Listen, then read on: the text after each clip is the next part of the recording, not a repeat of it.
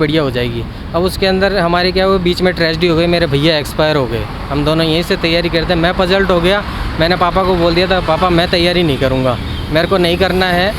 तो फिर पापा ने मोटिवेट किया, घर वालों ने मोटिवेट किया। ये क्या है, हवा बन जाता है अगर अपन प्रैक्टिस ज़्यादा नहीं करते। इसको क्या अपन सोच लेते हैं कि हो जाएगा, लास्ट में जाके वो 5 दिन पहले देखने की गणित लगाते हैं ना, तो वो दिक्कत आ जाती है। प्रीलिम्स आने वाला है, जैसे अभी है 2022 का 5 जून को है, तो उससे पहले अपन जैसे जितना ज़्यादा मॉक टेस्ट देंगे उतना अपने में कॉन्फिडेंस आएगा। और जो उनकी जो व्याख्या होती है उनको आप ढंग से पढ़िए एक बार, कि मतलब इससे रिलेटेड आगे क्वेश्चन आ जाए तो वो तो गलत होना ही नहीं चाहिए कभी। नहीं, रिसोर्स से रिलेटेड मामला है इसका।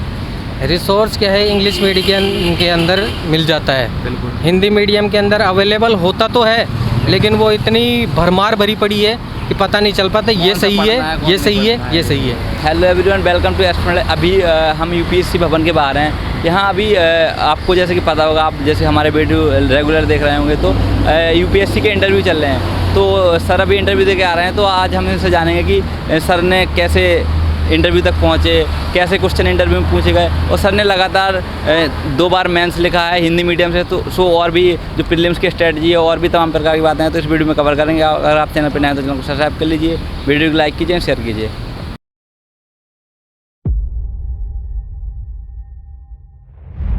सबसे पहले अपना नाम और एजुकेशन बैकग्राउंड बताइए। मेरा नाम धीरज सोनी है, मैं जयपुर राजस्थान का रहने वाला हूँ।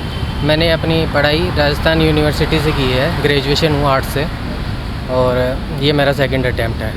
सेकंड अटैम्प्ट है, तो आपने जब सेकंड 2 अटैम्प्ट दिए हैं, तो फर्स्ट अटैम्प्ट में आपका क्या हुआ था? प्रीलिम्स से निकला था या मेंस से? मैं प्री क्लियर हो गया था मेरा, उसके बाद के अंदर मेंस के अंदर कुछ नंबर कम रह गए थे मेरे।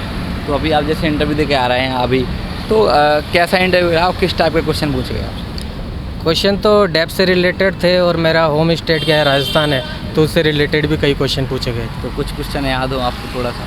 जैसे राजस्थान है, तो राजस्थान के अंदर सोलर एनर्जी के अंदर फर्स्ट नंबर पे है राजस्थान, तो उससे रिलेटेड क्वेश्चन पूछे गए कि राजस्थान का ही क्या कारण है कि वो सोलर एनर्जी में फर्स्ट नंबर पर है।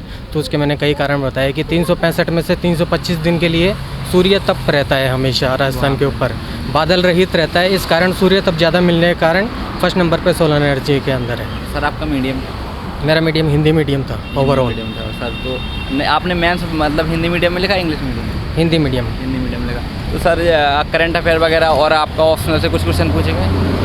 करंट से इसका पूछा गया था, जैसे अभी चल रहा है चक्रवात, तो उन्होंने बोला अभी कौन सा चक्रवात चल रहा है। मैंने बोला सर आसानी चक्रवात है, तो इसके बारे में कुछ बताइए।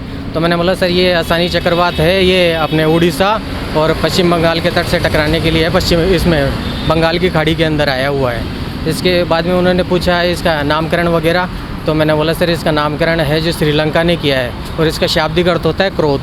तो ये है, तो 13 देश हैं इसके अंदर, हिंद महासागर के अंदर, तो उसके 13 देशों ने इनका नामकरण करने के 169 नामकरण किया है। तो अलग अलग, जैसे पिछली बार ताउते आया था, उसके बाद में कई आए थे, तो उनके नामकरण अलग अलग स्टेट के हिसाब से होते हैं। सर आपका ऑप्शनल क्या है? मेरा PSIR ऑप्शन है। जैसे आपने अपना ऑप्शन PSIR चूज़ किया, तो अभी तक कितना हेल्प हो रहा है अभी तक की जर्नी में आपका, और आपको लगता है कि हाँ मैंने सही ऑप्शनल दिया है? नहीं, PSIR बेटर है। कई मैंने क्या है जो टॉपर हिंदी मीडियम वाले बहुत सारी लगा हिंदी साहित्य ज़्यादा लेते हैं। नहीं, उनमें क्या है, उनको लगता है कि कम सिलेबस है, हाँ। और स्कोरिंग भी ठीक है, तो वो लगता है कि जल्दी कवर होके और बढ़िया रहेगा। लेकिन PSIR के बारे में मैंने पूछा तो कई टॉपर्स के लिए कि अच्छा है, आप अगर इसके ऊपर एक बार कमांड बना लेते हैं तो आगे कोई तरह की दिक्कत नहीं होती है। तो मैंने क्या है शुरुआत से जैसे बेस क्लियर करने के लिए NCERT की, NCERT के बाद में जो इसकी बाइबल मानी जाती है पॉलिटिकल साइंस की, वो लक्ष्मीकांत मानी जाती है, तो उसको मैंने 4 से 5 बार है बिल्कुल रीडिंग अच्छी तरीके से की, और उसको मैंने कंठस्थ कर लिया, ये मान लीजिए। तो इसके अंदर मेरे को बहुत बेनिफिट मिला इसका। बात करें सर, जैसे आपने लगातार 2 बार प्रीलिम्स लिखा, वो भी हिंदी मीडियम से, तो आप क्या ऐसी स्ट्रेटजी फॉलो करते थे और कितने मतलब घंटे का पढ़ने की कोशिश करते थे? कौन कौन सी आपने बुक्स को फॉलो की? इसके अंदर क्या है, सबसे बेस्ट तो होता है अपना बेसिक क्लियर रखिए। बेसिक क्लियर रखने के बाद के अंदर आप है जो ज़्यादा से ज़्यादा मॉक टेस्ट दीजिए। प्रीलिम्स आने वाला है, जैसे अभी है 2022 का 5 जून को है, तो उससे पहले अपन जैसे जितना ज़्यादा मॉक टेस्ट देंगे उतना अपने में कॉन्फिडेंस आएगा, और जो उनकी जो व्याख्या होती है उनको आप ढंग से पढ़िए एक बार, कि मतलब इससे रिलेटेड आगे क्वेश्चन आ जाए तो वो तो गलत होना ही नहीं चाहिए कभी। उस हिसाब से मेरा ये फोकस था, और प्री निकालने के अंदर दोनों बार में मेरे को ज़्यादा दिक्कत नहीं आई। मेंस के अंदर है, पिछली बार में कारण कई हो गए थे कि आंसर राइटिंग प्रैक्टिस इतनी ज़्यादा नहीं की थी मैंने, और आंसर राइटिंग प्रैक्टिस नहीं करने के कारण जो डायग्राम वगैरह भी नहीं बनाए थे। इस बार मैंने क्या है आंसर राइटिंग प्रैक्टिस अच्छी की और स्पीड इंक्रीज़ की मैंने। कितने आंसर लिखने की कोशिश करते थे आप एक दिन में, जैसे बात करें? मैं 5 से 7 क्वेश्चन। तो उसके बाद के अंदर है जो फिर शुरुआत में तो कम ही थे, 3-4 क्वेश्चन लिखता था, फिर बाद के अंदर मैं मॉक टेस्ट देने जाता था वहाँ पे, तो उनके अंदर ज़्यादा कोशिश की मैंने। और फिर इसमें डायग्राम्स वगैरह भी मैंने कोचिंग से भी बात की, तो उन्होंने बोला आप फ्लो चार्ट में लिखिए, पॉइंट में लिखिए और डायग्राम डालिए। आपने कोचिंग लिया था, सेल्फ स्टडी से किया? कोचिंग लिया था मैंने शुरुआत में, उसके बाद में कोरोना आ गया था। तो वो छोड़ दिया। हाँ, तो फिर उसमें मैंने सेल्फ स्टडी। सर जैसे आपने 2 बार प्री दिया लगातार, तो जो पहला प्री था आपने कितने क्वेश्चन अटैम्प्ट किए थे, उस सेकंड वाले में कितने क्वेश्चन अटैम्प्ट किए? प्री के अंदर? हाँ, प्री के अंदर मैंने 80 क्वेश्चन किए थे फर्स्ट के अंदर, और सेकंड के अंदर है जो मेरा 85 के आसपास। तो सर जैसे कि हिंदी मीडियम वालों का क्या होता है सबसे ज़्यादा दिक्कत सी सेट में होता है, तो आप सी सेट को कैसे कवर करते हैं, कितने दिनों से पढ़ना स्टार्ट करते हैं, कौन कौन सी बुक्स आप सी सेट के लिए फॉलो करते हैं? सी सेट क्या है 10th लेवल का होता है, आजकल बढ़ता जा रहा है इसका लेवल, लेकिन 10th लेवल का होता है, इससे आगे कुछ नहीं है। अगर अपन इसके लिए रोज़ 1 घंटा दे दें तो आगे जाके कहीं भी दिक्कत नहीं करता है सी सेट। इस वजह से है तो ऐसा कोई दिक्कत नहीं, दिक्कत नहीं है मेरे को, सी सेट में प्रॉब्लम नहीं रही। जैसे आप पैराग्राफ आता है इसके अंदर, उसकी अच्छी तरीके से आप कीजिए, और 10th लेवल की जो मैथ है वो अगर आप एक बार निकाल लेते हैं ना तो उससे रिलेटेड कोई क्वेश्चन गलत होने के चांस नहीं होते। ये क्या है हवा बन जाता है अगर अपन प्रैक्टिस ज़्यादा नहीं करते। इसको क्या अपन सोच लेते हैं कि हो जाएगा, लास्ट में जाके वो 5 दिन पहले देखने की गणित लगाते हैं ना, तो वो दिक्कत आ जाती है। अगर 1 घंटा निकाल देते हैं तो कोई दिक्कत नहीं आएगी। और बात करें तो कि आपने देखा लास्ट ईयर भी हिंदी मीडियम का मतलब बहुत रिजल्ट डाउन हुआ है, तो आप क्या सोचते हैं कि मीडियम का इसमें कुछ रोल है, या जो हिंदी मीडियम का स्टूडेंट है उसी में कमी है? नहीं, रिसोर्स से रिलेटेड मामला है इसका।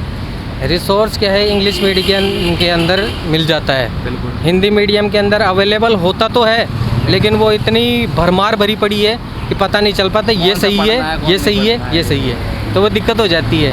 अब जैसे आजकल टेलीग्राम चैनल चल रहा है, उस पर सर्च करोगे आप UPSC डाल के, तो उस पर ज़्यादा से ज़्यादा उसके मटेरियल आ जाएगा, अब पता नहीं चलेगा किसको पढ़ना है। ये नहीं, सबसे सफलता का मूल मंत्र ये है, एक किताब को 10 बार पढ़ लो। आप 10 किताबों को बार बार पढ़ेंगे तो उससे कोई मतलब नहीं निकलेगा।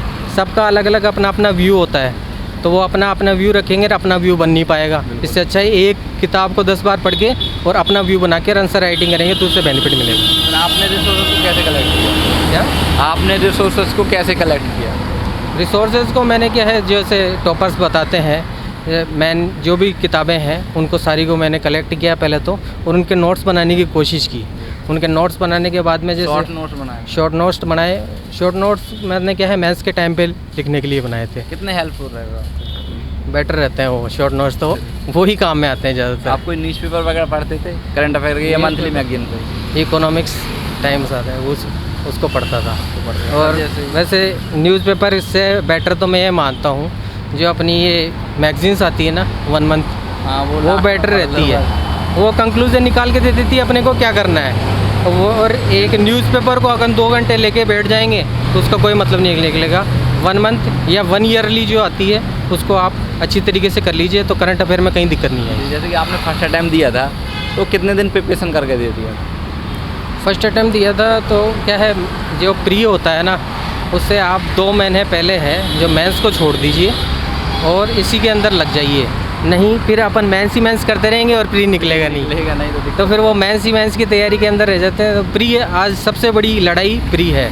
पहली कड़ी अगर सफलता की 3 स्टेज है ये, अगर पहली स्टेज को नहीं चढ़ेंगे तो वो 2 बाकी रह जाएगी। जैसे कि सर जो न्यू स्टूडेंट हैं जो 0 लेवल से शुरुआत करना चाहते हैं तो वो कहाँ से शुरुआत करें, कैसे चीज़ों को पढ़ना स्टार्ट करें? आजकल तो हर जगह सभी के लिए पास में मोटिवेशन अवेलेबल है, यूट्यूब भरा पड़ा है मोटिवेशन से।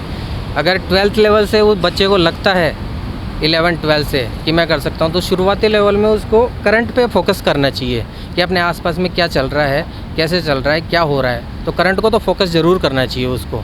उसके बाद के अंदर है जो ग्रेजुएशन लेवल है, ग्रेजुएशन में फर्स्ट ईयर है, उसको अच्छी तरीके से आप फर्स्ट ईयर सेकेंड ईयर लगाओ और फाइनल ईयर से आप तैयारी करो, क्योंकि ये जो बेस होता है ना अपना, ये आगे जाके मेंस के अंदर लिखने में काम आता है, क्योंकि ये जो ग्रेजुएशन लेवल है इसी का कोई ना कोई सा सब्जेक्ट जाके आगे वो ऑप्शनल लेगा, तो उसी को अगर अपन बेटर पहले ही कर लें तो आगे दिक्कत नहीं आएगी। पढ़ लें अच्छे से। हाँ, जैसे कि सर बात करें मोटिवेशन की, आप तो आपने भी 12th के बाद सोच लिया था कि मुझे यूपीएससी करनी है, या फिर बाद में किसी ने आपको बोला कि आपके पापा या कोई रिलेटिव्स की आपको तो यूपीएससी करनी चाहिए? नहीं, मोटिवेशन तो क्या है, मैं और मेरे भैया दोनों ही यूपीएससी की तैयारी कर रहे थे। अब बीच में क्या है, पहले हमने दिल्ली से ही तैयारी की थी। 2015 में मेरा ग्रेजुएशन हो गया था, मैंने एमए नहीं की, हम दोनों भाइयों ने ही एमए नहीं की। तो हमने सोचा है कि इसके अंदर 2 साल एमए देंगे, इससे अच्छा हम 2 साल इधर लगा देंगे, तो वो हमारी तैयारी बढ़िया हो जाएगी। अब उसके अंदर हमारे क्या हुआ, बीच में ट्रेजेडी हो गई, मेरे भैया एक्सपायर हो गए, हम दोनों यहीं से तैयारी करते। मैं पजल्ट हो गया, मैंने पापा को बोल दिया था पापा मैं तैयारी नहीं करूँगा, मेरे को नहीं करना है। तो फिर पापा ने मोटिवेट किया, घर वालों ने मोटिवेट किया, तो इस वजह से मैं 2020 के अंदर फर्स्ट मेरा प्री दिया था, प्री निकला, मेंस के अंदर दिक्कत आई, फिर मोटिवेशन इतना हाई था कि दोबारा भी निकला। तो आज देख लीजिए मेरी पूरी जो फैमिली है उसके अंदर मैं पहला हूँ जो यहाँ तक पहुँचा हूँ, और मेरे पापा मम्मी इनके आशीर्वाद से, ये मेरे पापा हैं तो इनके आशीर्वाद से मैं यहाँ पे पहुँचा हूँ, मेरे भैया का आशीर्वाद है। सर जैसे कि जो न्यू स्टूडेंट है अभी हाल में जो प्री देने वाले हैं, जो प्रिपरेशन में आना चाह रहे हैं, तो क्या लास्ट में उनके लिए मैसेज रहेगा? मैसेज तो यही है कि आप नया तो कुछ मत पढ़िए अभी, अगर आप नए के पीछे भागेंगे तो आप ये प्री मान लीजिए ये भूल जाइए, इस बार नहीं हो पाएगा, अगले साल के लिए तैयारी कीजिए। नया मत पढ़िए, जितना पढ़ लिया है उसको रिवीजन कीजिए, रिवीजन करने के बाद में जितना हो सकता है मॉक टेस्ट लगाइए। मॉक टेस्ट भी नहीं, ये नहीं कि आप लगा के बैठ गए और उसका अपन ने मंथन नहीं किया कि कहाँ गलती हो रही है, वो मंथन करना जरूरी है। अगर मंथन नहीं करेंगे तो आगे अपन को सफलता नहीं मिलेगी। तो ये कहना चाहता हूँ, मूल मंत्र ये है, रिवीजन रिवीजन रिवीजन। आप कैसे करते थे रिवीजन? रिवीजन क्या है, जैसे अपन कर लिया इसको, अपन ने पढ़ लिया, 1 बार 2 बार पढ़ लिया, उसके बाद के अंदर उसको पढ़े हुए को अपन एक बिना देखे अगर उसमें कहीं उतार लेते हैं अपन मेन पॉइंट्स को, तो वो हमारे मस्तिष्क में हमेशा के लिए बनी रह जाती है वो चीज़। और अगर वो नहीं लिख पाए तो उसको, जैसे कई चीज़ अपन भूल गए, मेंस में आंसर राइटिंग में सबसे बेटर रहता है, अगर अपन कई चीज़ भूल रहे हैं तो वो उसको दोबारा देख लेंगे तो वो कभी नहीं भूली जाएगी। तो ये मेरा रिवीजन का मेथड था।